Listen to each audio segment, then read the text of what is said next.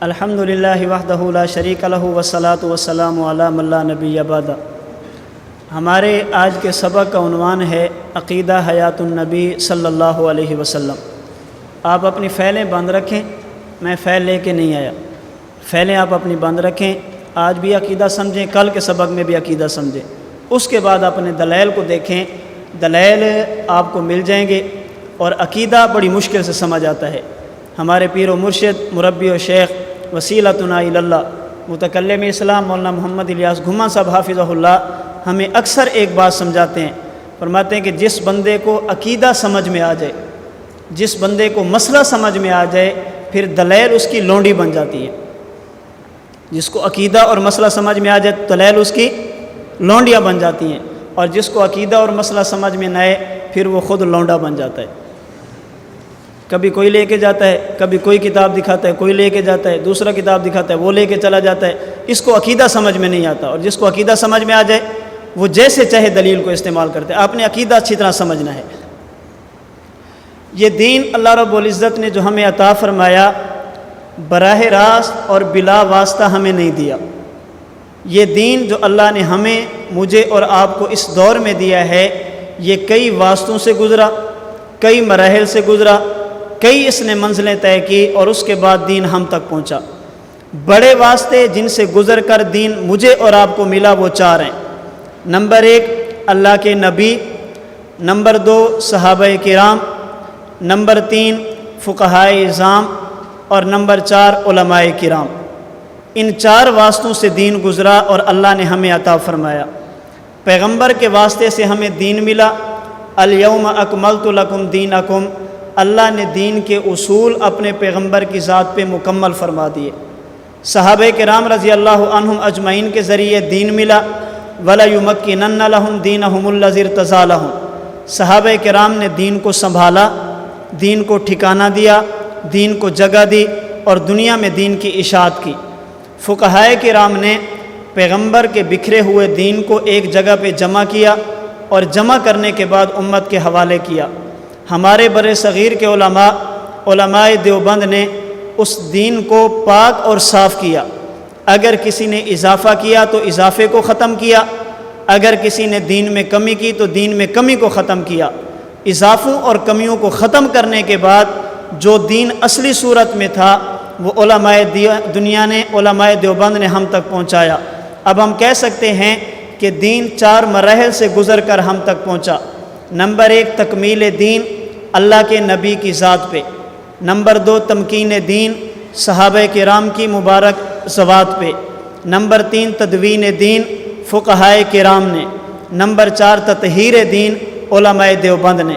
پیغمبر کی ذات پہ دین کامل تکمیل دین ہے، ہم خود کو کہتے ہیں اہل و سنت۔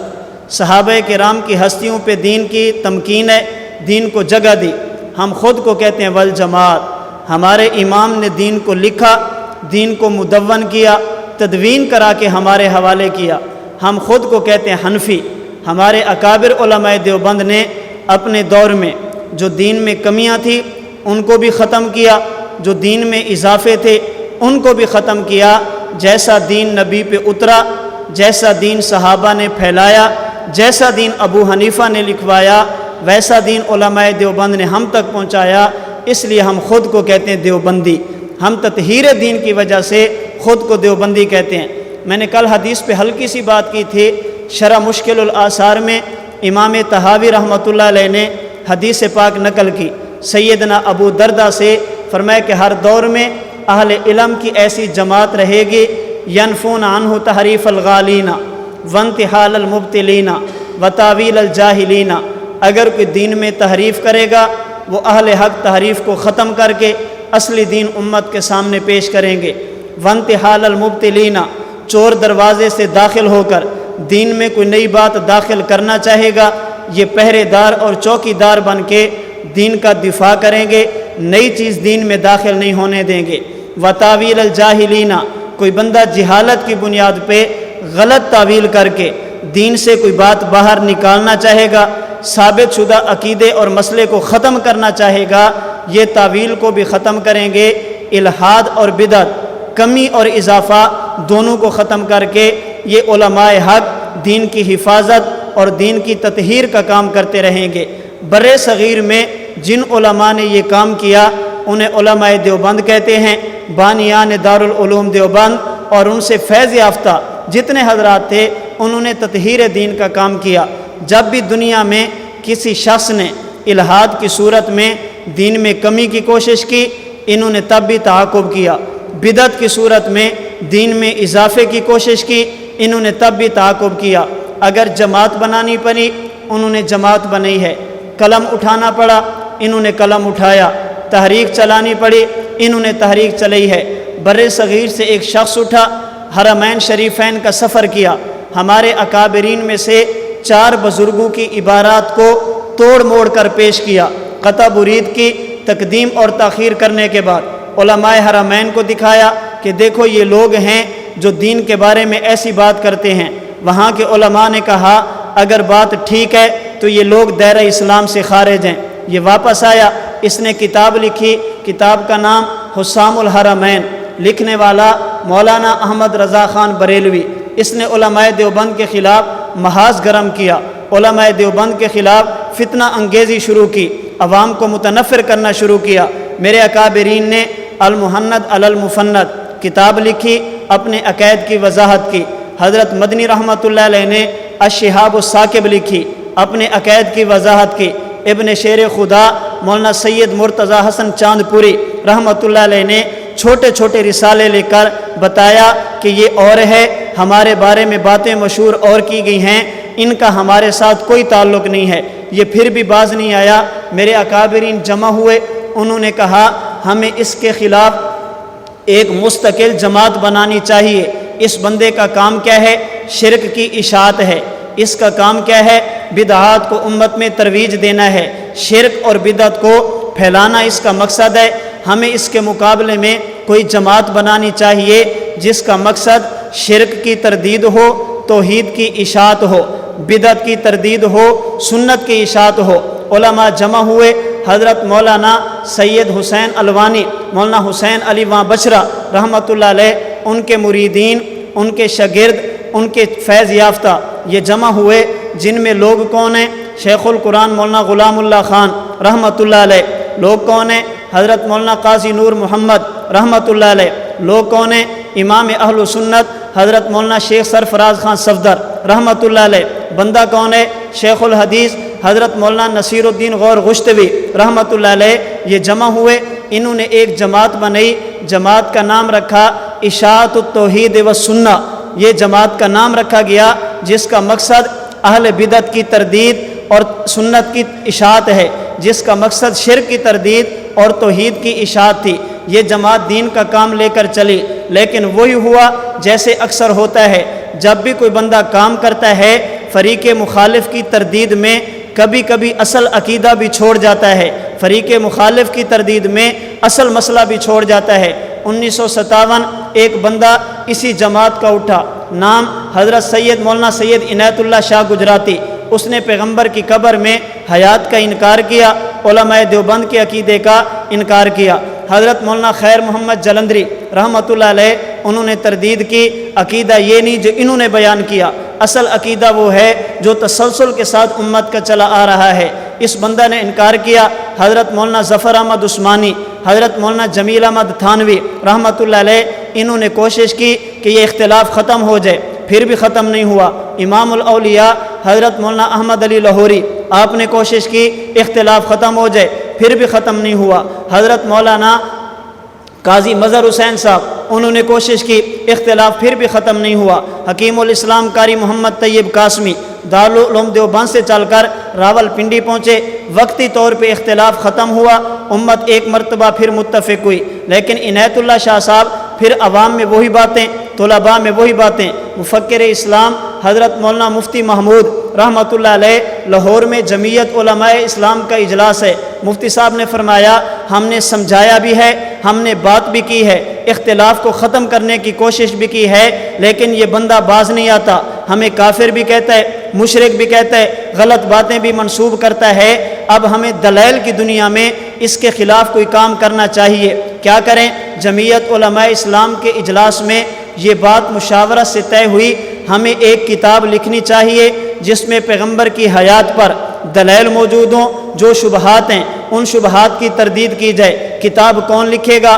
5 بندے نامزد کیے گئے، جن میں بڑا نام حضرت مولانا سید محمد یوسف بن نوری رحمۃ اللہ علیہ کا تھا، جن میں بڑا نام امام اہل سنت حضرت مولانا شیخ سرفراز خان صفدر رحمۃ اللہ علیہ کا تھا۔ 5 نام جمع ہوئے، ان 5 میں سے جس بندے پر یہ تمام حضرات متفق ہوئے ان کا نام امام اہل سنت حضرت مولانا شیخ سرفراز خان صفدر رحمۃ اللہ علیہ ان کے ذمے لگایا گیا۔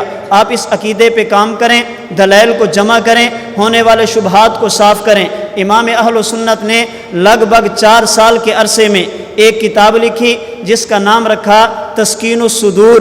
اس میں حضرت امام اہل سنت نے 8 ابواب قائم کر کے عقیدہ بھی سمجھایا، قبر کسے کہتے ہیں، روح کا تعلق ہوتا ہے یا نہیں ہوتا، پیغمبر کی حیات کیا ہے، نفس روح کیا ہے۔ حضرت امام اہل سنت نے ان موضوعات پہ تفصیل سے کلام کیا۔ ملتان میں پھر اجلاس ہوا، امام اہل سنت نے الف تا یا پوری کتاب اجلاس میں پڑھ کر سنائی، جو کمیاں تھیں ان کو ختم کیا، جو مشورے تھے وہ اس کتاب میں لکھے گئے۔ جو میں بات سمجھانے لگا ہوں اس کتاب کا جو 5واں باب ہے، تسکین الصدور کا جو 5واں باب، اس 5ویں باب کا عنوان کیا ہے؟ وفات النبی صلی اللہ علیہ وسلم ایک قطعی امر ہے۔ اللہ کے نبی کی وفات کیا ہے؟ ایک اللہ کے نبی پر موت آ گئی، اس میں کوئی اختلاف۔ یہ بات میں اس لیے کر رہا ہوں، آگے حیات پہ بات ہونی ہے۔ کہتے ہیں جی موت کے منکر ہیں، یہ موت کو نہیں مانتے، اللہ کے نبی کی وفات کے منکر ہیں۔ جو ہماری اجماعی دستاویز ہے اس کا 5واں باب کون سا؟ اللہ کے نبی کی وفات کیا ہے؟ ایک قطعی امر ہے۔ کہتے ہیں جی نا حیات کی بات کرتے ہیں، حیات پہ قرآن پیش کرو۔ آپ کے پاس دلیل کیا ہے؟ میں آگے بات کروں گا۔ قرآن کس کے ذمے ہے، حدیث کس کے ذمے ہے، دلیل کس کے ذمے ہے، یہ میں انشاءاللہ کل کے درس میں بات کروں گا۔ قرآن ذمے اس کے تھا، اس نے کھاتے ہمارے ڈالا۔ دلیل ذمے اس کے تھی، اس نے کھاتے ہمارے ڈالی۔ قرآن پیش کرو۔ قرآن کی کس آیت میں ہے کہ حضور قبر میں زندہ؟ ہم کہتے ہیں پہلے وفات یا حیات؟ بولیں، پہلے موت یا پہلے حیات؟ اللہ کے نبی قبر میں زندہ ہیں یہ پہلے ہے یا حضور دنیا میں فوت ہو گئے یہ پہلے ہے؟ پہلے کیا ہے، وفات یا حیات؟ ہم کہتے ہیں، تم کہتے ہو کہ عقیدہ قرآن سے ثابت، قرآن کی آیت پیش کرو کہ حضور فوت ہو گئے۔ ہمارا سوال یہ ہے کہ اللہ کے نبی پر موت آ گئی، یہ قرآن کی کس آیت میں ہے؟ پیغمبر فوت ہو گئے، یہ قرآن کی کس آیت میں ہے؟ آیت کون سی پڑھیں گے؟ انک میتون و انہم میتون، اس کا معنی آپ فوت ہو گئے۔ انک میتون کا معنی کیا ہے؟ آپ فوت ہو گئے۔ آیت پڑھیں گے کل من علیہا فان، دنیا کی ہر چیز فانی، اس کا معنی کیا ہے؟ نبی فوت ہو گئے۔ کل نفس ذائقۃ الموت، اس کا معنی کیا ہے؟ پیغمبر فوت ہو گئے۔ اگر انک میتون کا معنی یہ ہے کہ نبی فوت ہو گئے، ہمارا سوال یہ ہے کہ یہ آیت کس پہ نازل ہوئی؟ نبی تو فوت ہو گئے، آیت کس پہ نازل ہوئی؟ آیت پڑھو، قرآن کی کس آیت میں ہے کہ اللہ کے نبی فوت ہو گئے؟ بات اچھی طرح ذہن میں رکھنا، اللہ کے نبی کا وعدہ موت یہ قرآن کریم میں ہے، پیغمبر کا وقوع موت یہ قرآن کریم کی کسی آیت میں نہیں ہے۔ آپ قرآن کی آیت پیش کرو، نبی فوت ہو گئے، ہم قرآن کی آیت پیش کریں گے، نبی زندہ ہیں۔ اگر آیت پیش نہیں کرتے، اللہ کے نبی کا فرمان پڑھو، حضور نے فرمایا ہو کہ میں فوت ہو گیا، ہے کوئی؟ قرآن کی آیت بھی نہیں ہے، حدیث بھی نہیں ہے، اللہ کے نبی فوت ہو گئے، اس پہ دلیل کیا ہے؟ اجماع امت، حضور فوت ہو گئے، اس پہ دلیل کیا ہے؟ اقوال صحابہ۔ ہم کہتے ہیں اگر پیغمبر کی وفات پر قرآن کی آیت تم پیش کرو گے، نبی کی حیات پہ قرآن کی آیت ہم پیش کریں گے۔ اللہ کے نبی کا فرمان تم پیش کرو گے، نبی کا فرمان ہم پیش کریں گے۔ اگر پیغمبر کی موت تم امت کے اجماع سے ثابت کرو گے تو ہم پیغمبر کی حیات بھی امت کے اجماع سے ثابت کریں گے۔ جو دلیل تم وفات پہ دو گے وہی دلیل، کیوں؟ وفا کرو گے وفا کریں گے، جفا کرو گے جفا کریں گے، کیوں؟ ہم آدمی ہیں تمہارے جیسے، جو تم کرو گے وہ ہم کریں گے۔ جو دلیل تم پیش کرو گے پیغمبر کی وفات پہ وہی دلیل ہم پیش کریں گے حضور کی۔ بات سمجھ آ گئی؟ تو خیر امام اہل سنت نے 5واں باب کیا قائم کیا؟ اللہ کے نبی کی وفات ایک، اور مولانا ننوتوی کے بارے میں مشہور ہے، حضرت ننوتوی موت کے منکر ہیں۔ لطائف قاسمی صفحہ 4 پہ حضرت ننوتوی نے لکھا تمام انبیاء بالخصوص خاتم الانبیاء کی موت کا عقیدہ رکھنا ضروری ہے۔ تمام انبیاء بالخصوص خاتم الانبیاء کی موت کا اعتقاد اور عقیدہ رکھنا ضروری ہے۔ حضرت ننوتوی موت کے منکر نہیں ہیں۔ خیر جو بات میں سمجھانے لگا تھا، تسکین الصدور کا 5واں باب کیا ہے کہ حضور کی وفات ایک قطعی امر ہے، اللہ کے نبی پہ وفات آئی، اس میں کوئی اختلاف۔ آپ اسی تسکین الصدور کا 5واں باب، اس پہ جو حاشیہ ہے 3 صفحوں کا، اس حاشیے کا مطالعہ کرنا۔ مجاہد ختم نبوت حضرت مولانا غلام غوث ہزاروی رحمۃ اللہ علیہ نے ملتان کا جو جمعیت کا اجلاس تھا، تسکین الصدور پڑھ کے سنائی گئی، اس موقع پہ جو مولانا ہزاروی نے باتیں کی آج تک تسکین الصدور کے حاشیے میں چھپی چکی ہیں۔ حضرت ہزاروی کی بات کا خلاصہ آپ فرماتے ہیں کہ حضور پہ موت تو آ گئی، یہ بات تو اتفاقی ہے، لیکن 2 باتیں سمجھنے کے قابل ہیں، توجہ رکھنا، 2 باتیں سمجھنے کے قابل ہیں۔ نمبر 1، موت کا معنی کیا ہے؟ موت نبی اور امتی دونوں کی ایک ہے یا کچھ فرق ہے؟ مولانا ہزاروی، نمبر 1، موت کا معنی کیا ہے؟ نبی اور امتی دونوں کی موت ایک ہے یا کچھ فرق ہے؟ نمبر 2، موت کے بعد قبر اور برزخ میں حیات ملتی ہے یا موت کے بعد قبر اور برزخ میں حیات نہیں ملتی؟ یہ 2 باتیں سمجھ میں آ جائیں، اختلاف خود بخود ختم ہو جاتا ہے۔ موت کے بعد حیات ملتی ہے یا نہیں، یہ بات کل انشاءاللہ۔ پہلی بات، موت کا معنی کیا ہے؟ نبی اور امتی دونوں کی موت ایک ہے یا کچھ فرق ہے؟ ہم سوال کرتے ہیں کہ موت کسے کہتے ہیں؟ موت کی تعریف کیا ہے؟ ہمارا مخالف کہتا ہے موت کہتے ہیں اخراج الروح عن الجسد، انقطاع الروح عن الجسد، روح جسم سے نکل جائے، روح اور جسم کا تعلق ختم ہو جائے تو اسے کیا کہتے ہیں؟ موت کہتے ہیں۔ اگر ہم سے پوچھے موت کی تعریف کیا ہے، ہم موت کی تعریف خود نہیں کرتے، ہم اللہ کے نبی سے پوچھتے ہیں حضور موت کیا ہے، موت کی تعریف کیا ہے؟ اللہ کے نبی ارشاد فرماتے ہیں، سنن نسائی میں حضرت اوس بن اوس سے ہے، فرمایا ان من افضل ایامکم یوم الجمعہ فیہ خلق آدم و فیہ قبض، جمعہ کا دن بہترین دن ہے، حضرت آدم پیدا بھی جمعہ کے دن اور حضرت آدم کی وفات بھی۔ لفظ کیا فرمایا؟ فیہ قبض، موت کا معنی ہے قبض روح، اللہ کے نبی نے کیا۔ حضور موت کا معنی کیا ہے؟ سنن نسائی میں اللہ کے نبی فرماتے ہیں اللہ نے میری طرف وحی فرمائی انی مقبوض، کہ میری روح قبض کی جائے گی، مجھے موت دی جائے گی۔ پیغمبر نے موت کا معنی کیا قبض روح۔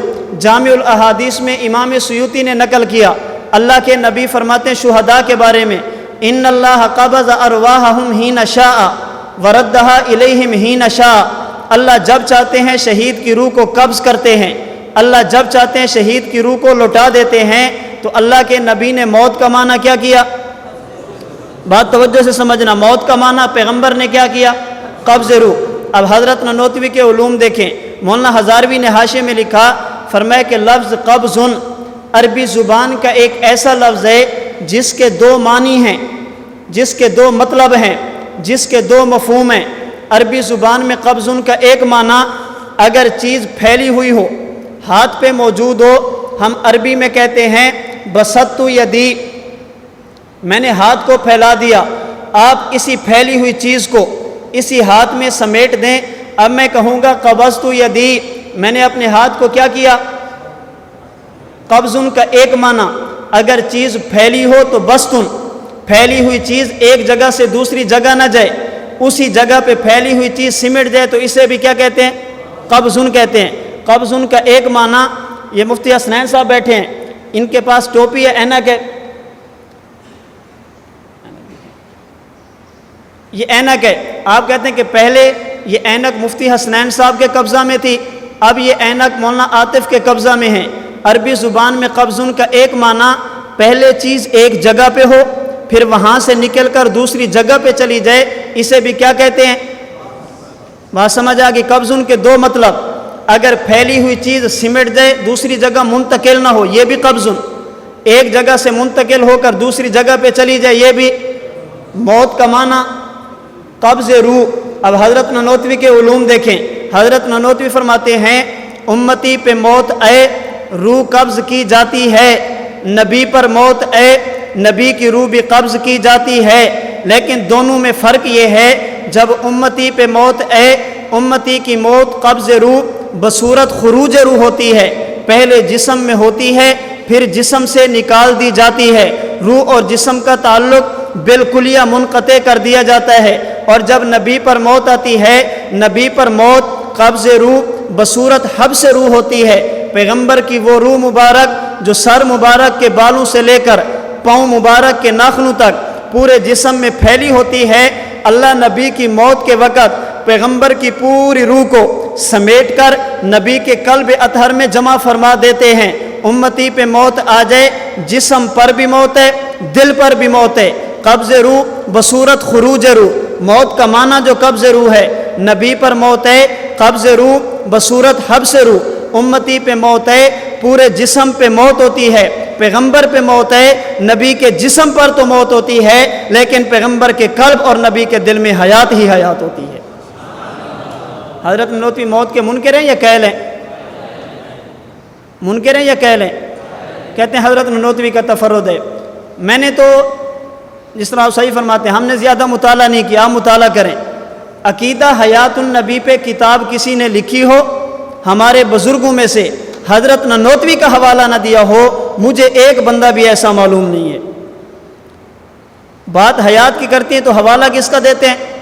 المحند اٹھا کے دیکھیں، علماء عرب نے پوچھا تمہارا عقیدہ ممات کا یا حیات کا؟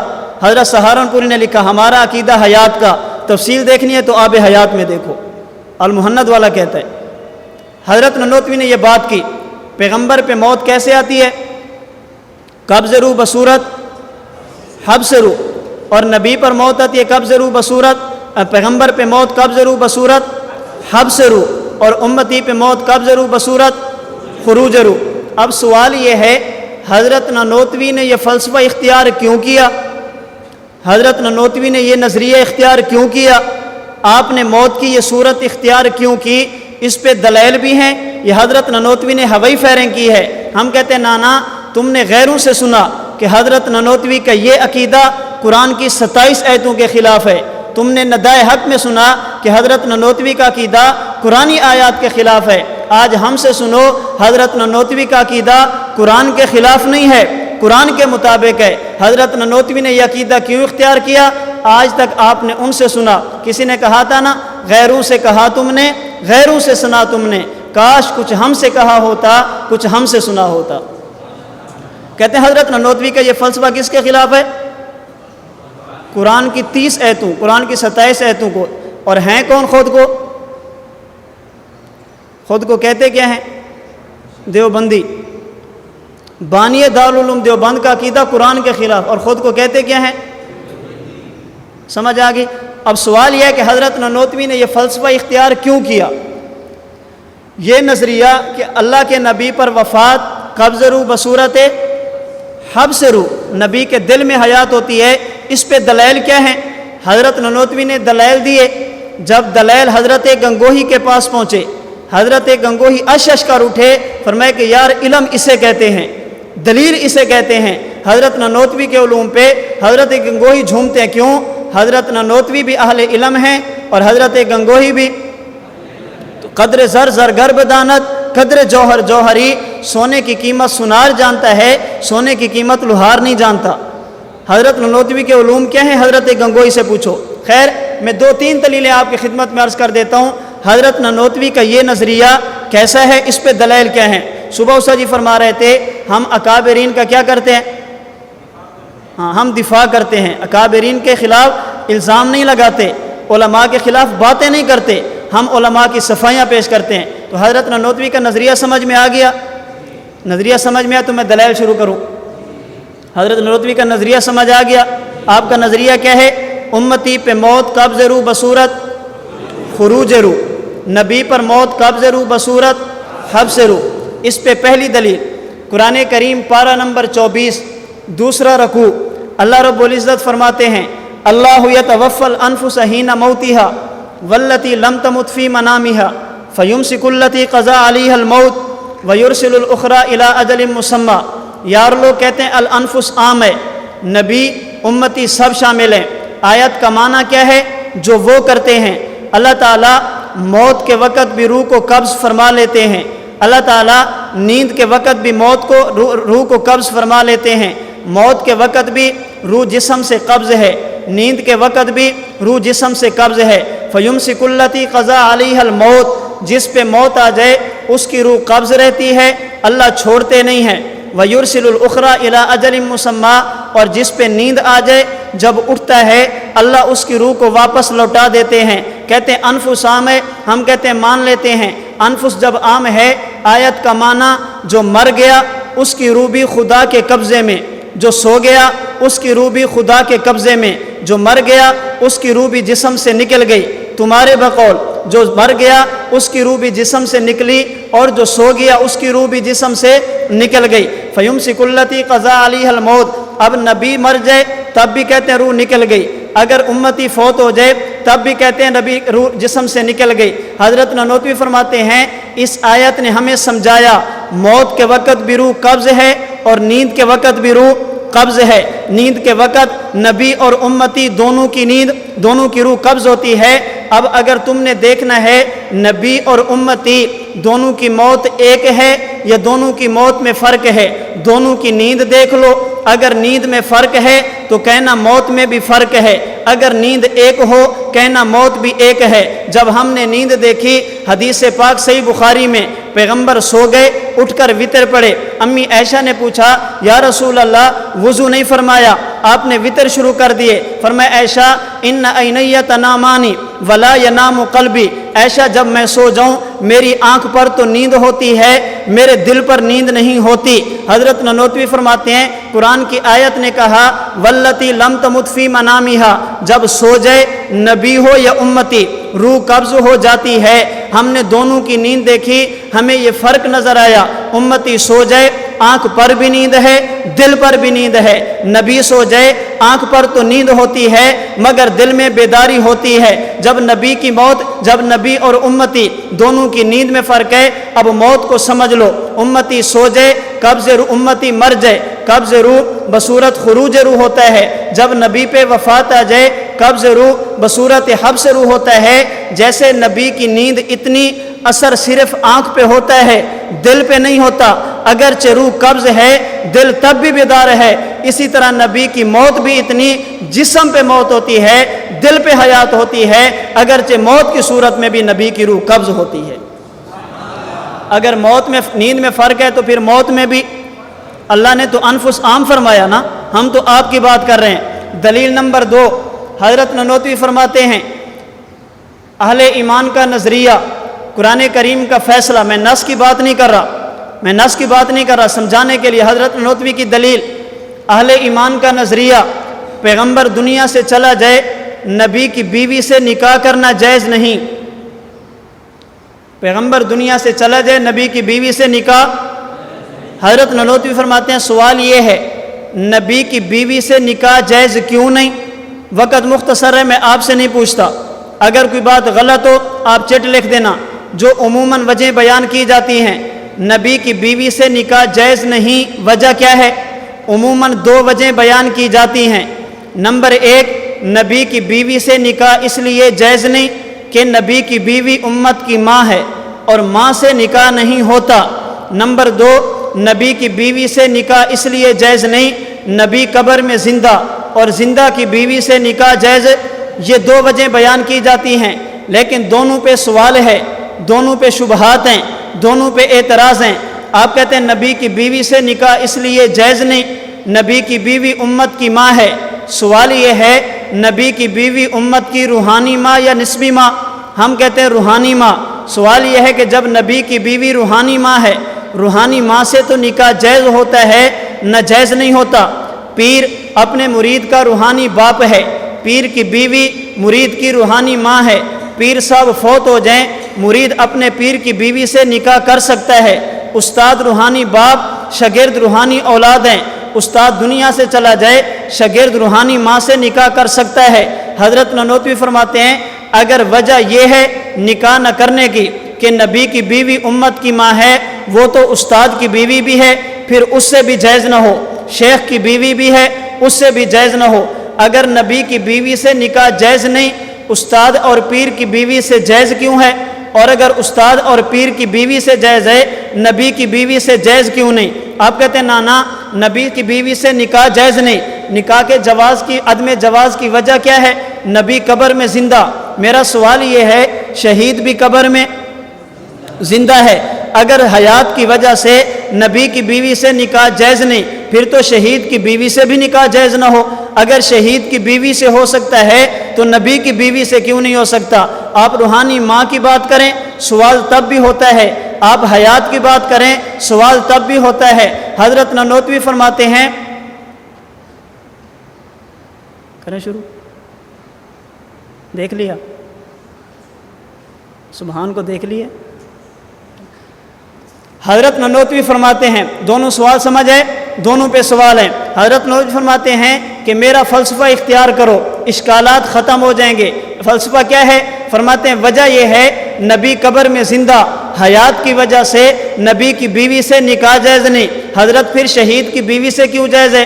وہ بھی تو زندہ ہے۔ فرمایا وجہ یہ ہے شہید کی موت اور ہے، نبی کی موت اور ہے۔ جب شہید پہ موت آئی اس کے جسم میں روح موجود تھی، اس کی بیوی نکاح میں موجود تھی، اس کو تلوار لگی روح جسم سے نکل گئی، اس کو گولی لگی جسم کے ٹکڑے ہو گئے، اس کو ٹینک لگا اس کے جسم کے ٹکڑے ہو گئے، پورے جسم سے روح نکل گئی۔ جب جسم سے روح نکلی بیوی نکاح سے نکل گئی، یہ قبر میں پہنچا، جہاں بھی پہنچا اس کی روح اور جسم کا تعلق جوڑا گیا۔ جب روح جسم سے نکلی تو بیوی نکاح سے نکل گئی، جب روح جسم میں واپس آئی تو بیوی بیوی نہیں تھی، بیوی بیوہ بن چکی تھی۔ جب نبی دنیا سے جاتا ہے پیغمبر کے پورے جسم پہ موت ہوتی ہے، نبی کے دل میں حیات ہوتی ہے۔ نبی کے دل میں حیات رہنے کی وجہ سے نبی کی بیوی نکاح سے نکلتی نہیں ہے۔ جب نبی قبر میں پہنچے پیغمبر کی روح کو پھیلا دیا جاتا ہے، نبی پہ موت قبض روح کی صورت میں آئی، بیوی تب بھی نکاح میں تھی، بیوی بیوی تھی۔ نبی قبر میں پہنچا روح کو پھیلایا گیا، بیوی تب بھی نکاح میں تھی، بیوی بیوی تھی۔ دونوں میں فرق یہ ہے شہید پہ موت ہے پورے جسم پہ موت، بیوی بیوہ بنتی ہے۔ نبی پہ موت ہے جسم پہ موت ہے، دل میں حیات ہے، بیوی بیوی رہتی ہے۔ جب شہید پہ موت آ جائے بیوی نکاح سے نکل کر بیوہ بن گئی، پیغمبر پہ موت آئی بیوی نکاح سے نہیں نکلی، بیوی بیوی رہی۔ اور شریعت کا یہ اصول ہے کسی انسان کی بیوہ سے نکاح تو ہو سکتا ہے مگر کسی انسان کی بیوی سے نکاح نہیں ہو سکتا۔ شہید کی بیوی سے نکاح اس لیے جائز ہے پورے جسم پہ موت ہے، بیوی بیوہ بن چکی ہے۔ نبی کی بیوی سے نکاح اس لیے جائز نہیں، دل میں حیات ہے، بیوی بیوی باقی ہے۔ کسی کی بیوہ سے نکاح ہو سکتا ہے مگر کسی کی بیوہ سے نکاح ہو سکتا ہے مگر کسی کی بیوی سے نکاح نہیں ہو سکتا۔ تو شہید اور نبی کی چونکہ موت میں فرق ہے، عدم جواز نکاح کے عدم جواز کی وجہ کیا ہے؟ حیات ہے۔ باقی شہید کی بیوی سے نکاح کیوں جائز ہے؟ اس کی موت اور ہے۔ نبی کی بیوی سے نکاح کیوں جائز نہیں؟ ان کی موت۔ میں تیسری اور آخری دلیل کر کے بات ختم کرتا ہوں۔ حضرت نانوتوی کی تیسری دلیل فرماتے ہیں اللہ کے نبی کا وجود یہ وجود جنتی ہے، امتی کا وجود یہ دنیاوی ہے۔ نبی کا وجود جنتی مٹی سے بنایا گیا، ما بین بیتی و منبری روضۃ من ریاض الجنہ۔ صحیح بخاری میں آپ بخاری کا حاشیہ اٹھا کر دیکھیں، شرح مسلم امام نووی کی اٹھا کر دیکھیں، عمدۃ القاری علامہ بدر الدین عینی کی اٹھا کے دیکھیں، مرکات شرح مشکات سلطان المحدثین ملا علی قاری کی اٹھا کے دیکھیں۔ یہ حضرات اس حدیث کی شرح میں فرماتے ہیں یہ جو نبی کی قبر والی جگہ ہے یہ جنت سے آئی تھی، آج جنت ہے، قیامت کے دن ہر بندہ اٹھے گا اور جنت میں جائے گا۔ اور یہ چار محدثین فرماتے ہیں اللہ کے نبی قبر سے اٹھ کر جنت میں نہیں جائیں گے، اللہ نبی کی قبر والی جگہ کو اٹھا کر جنت میں شامل فرما دیں گے۔ تو حضور جنت سے آئے تھے، اور حضور اس پہ میں انشاءاللہ کل بات کروں گا۔ کہتے ہیں نبی اور امتی دونوں کی حیات مانتے ہو، دونوں کی حیات میں فرق کیا ہے؟ اس حدیث کی روشنی میں بتاؤں گا نبی اور امتی کی حیات میں فرق کیا ہے۔ تو حضرت نانوتوی فرماتے ہیں نبی کا وجود کہاں کا؟ جنت کا، اور امتی کا وجود، نبی کا وجود جنتی، جنت کا خاصہ حیات ہے، وفات نہیں ہے۔ امتی کا وجود زمین والا، زمین کا خاصہ ممات ہے، حیات نہیں ہے۔ اس زمین کے بارے میں آپ کو قرآنی آیات ملیں گی، مردہ تھی، ہم نے بارش برسائی تو فاحیینا، ہم نے زندگی دے دی۔ جنت کے بارے میں نہیں ملے گا کہ مردہ ہو اور اللہ پانی لگائے تو حیات ملے۔ جنت کا خاصہ حیات اور دنیا کا خاصہ ممات اور وفات ہے۔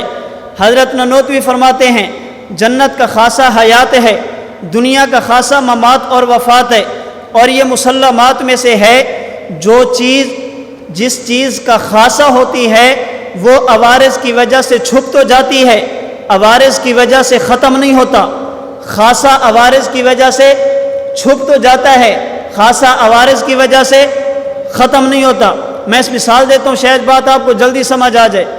آپ نے پانی لیا، سخت سردی کا موسم ہے، آپ نے صبح نہانا ہے، نماز سے پہلے آپ نے پانی کا پتیلا چولہے پہ رکھا، نیچے آگ جلی، پانی ابلنے لگا، گرم ہونے لگا۔ اچانک کسی نے آواز لگائی، وہ یار وہاں پہ آگ لگ گئی ہے۔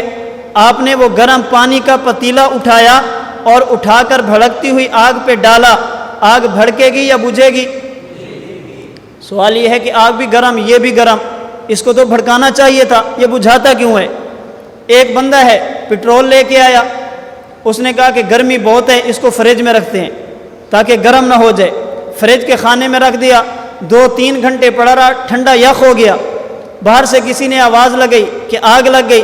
صوفی صاحب نے وہ پٹرول اٹھایا کہ موٹر سائیکل میں چلو بعد میں ڈالوں گا، پہلے آگ بجھاتے ہیں، کسی کو آگ نہ لگ جائے۔ وہ ٹھنڈا یخ پٹرول جا کر آگ پہ ڈالا، آگ بھڑکے گی یا بجھے گی؟ یہ تو ٹھنڈا ہے، یہ تو ٹھنڈا ہے۔ حضرت نوتوی فرماتے ہیں نا، پانی کا خاصہ برودت ٹھنڈک ہے، پٹرول کا خاصہ حرارت گرم ہے۔ عوارض کی وجہ سے خاصہ چھپ تو جاتا ہے، عوارض کی وجہ سے خاصہ ختم نہیں ہوتا۔ پٹرول کا خاصہ حرارت تھا، اس فریج نے، اس ٹھنڈک نے اس کے خاصے کو چھپایا تو ہے، اس ٹھنڈک نے اس کے خاصے کو ختم نہیں کیا۔ جو خاصہ ہوتا ہے اندر موجود ہوتا ہے، عوارض چھپا تو دیتے ہیں، عوارض مٹا نہیں سکتے۔ پانی کا خاصہ برودت ہے، اس آگ نے اس خاصے کو چھپایا تو ہے، اندر برودت کے اثرات باقی تھے۔ معلوم ہوا جو چیز کسی کا خاصہ ہو، عوارض کی وجہ سے چھپ تو جاتا ہے، مستقلاً ختم نہیں ہوتا، اندر خاصے کے اثرات باقی ہوتے ہیں۔ حضرت نانوتوی فرماتے ہیں نبی کا وجود جنتی، خاصہ حیات ہے، امتی کا وجود دنیا والا، خاصہ وفات ہے۔ جب امتی پہ موت آ جائے، چونکہ خاصہ وفات ہے، عارض نے آ کر بالکل ختم کر دیا۔ نبی پہ وفات آ جائے، پیغمبر کا وجود جنتی، خاصہ حیات ہے، عوارض خاصے کو چھپاتے تو ہیں، ختم نہیں کرتے۔ جب نبی پہ موت آ جائے، اوپر موت آ کر نبی کی حیات کو چھپا تو دیتی ہے، مگر نبی کی موت کو، نبی کی حیات کو مٹا نہیں سکتی۔ جب نبی دنیا سے جا رہا ہوتا ہے، دل میں خاصہ حیات تب بھی موجود ہوتا ہے، کیوں؟ نبی کا وجود جنتی۔ اب حضرت نانوتوی نے 2 لفظ استعمال کیے، فرمایا کہ چونکہ نبی کا وجود جنتی، خاصہ حیات، امتی کا وجود دنیا والا، خاصہ وفات ہے۔ جب امتی پہ موت آئے، امتی کی موت یہ مزیل حیات ہوتی ہے، حیات کو مٹا دیتی ہے۔ نبی کی موت یہ ساتر حیات ہوتی ہے، حیات کو چھپا دیتی ہے۔ امتی کی موت الگ ہے، نبی کی موت الگ ہے۔ امتی پہ موت قبض روح بصورت خروج روح، پورے جسم پہ موت ہے، نبی پہ موت قبض روح بصورت حبس روح ہوتی ہے۔ نبی کے جسم پر تو موت ہوتی ہے، مگر پیغمبر کے قلب اور دل میں حیات تب بھی باقی رہتی ہے۔ تو حضرت نانوتوی کا یہ فلسفہ ہے۔